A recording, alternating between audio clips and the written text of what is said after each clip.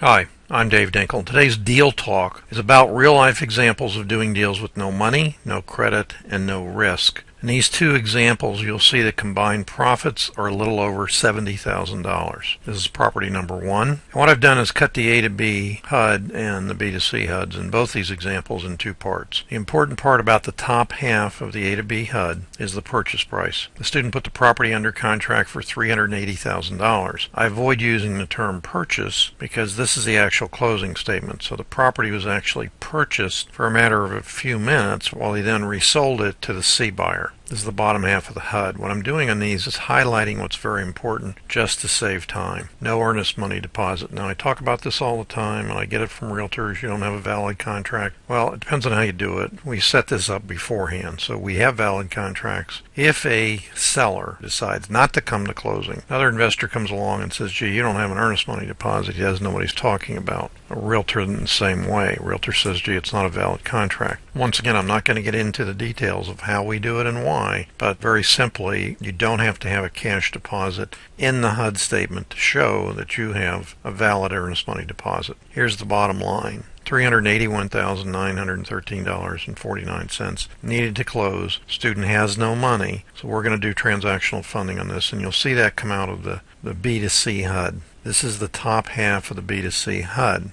What's important here, purchase price $425,000. Here's the bottom half now. The most important thing on this bottom half is the fact that the end buyer put up an earnest deposit of $25,000. If he defaults, we're going to claim his $25,000 earnest money deposit.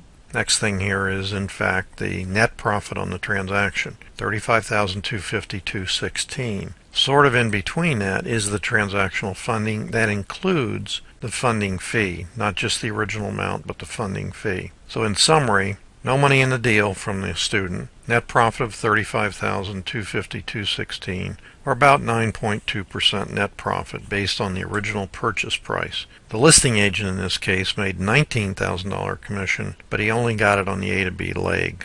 This is property number two. Top half of the A to B HUD, purchase price $210,500. However, what's important is coming up right here, a seller credit for $3,000. Now, why is it a seller credit? The student explained to the listing agent that if he got a price reduction, the listing agent would not, in fact, get a commission on the price reduction amount. In this case, 5% or 6% of $3,000, $150 to $180.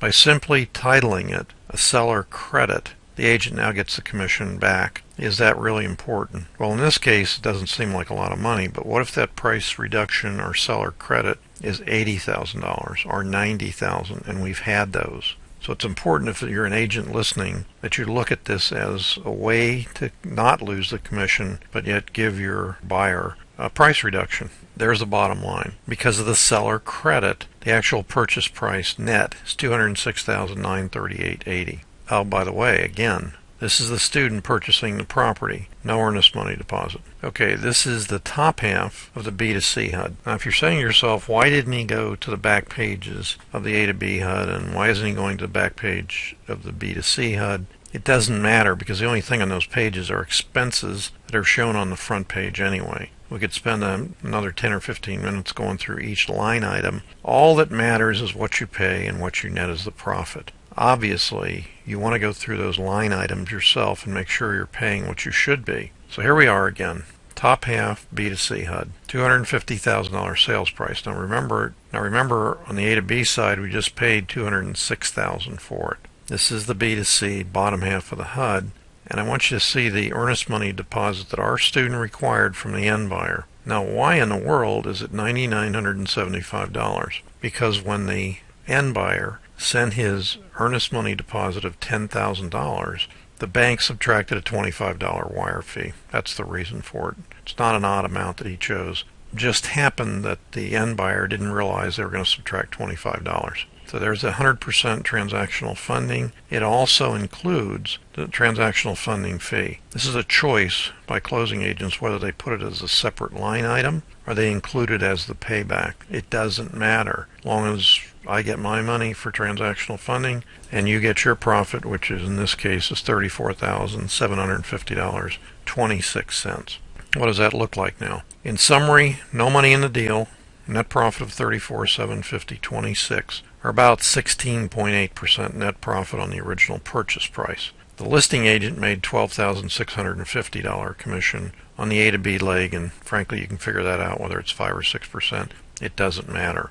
It's not uncommon for us to net 2 times or even 3 times what the commission is that an agent would make on the same transaction. That's not disparaging agents. As I've said so many times in front of audiences, agents are overworked, underpaid, overregulated, and they work, in my mind, for tips, because most often they don't get 5 or 6%, they get half of that amount. So in closing, my question would be, why not you? When you get a chance, check out our mentoring program at www.davedinkel.com. I wish you limitless success in everything you do.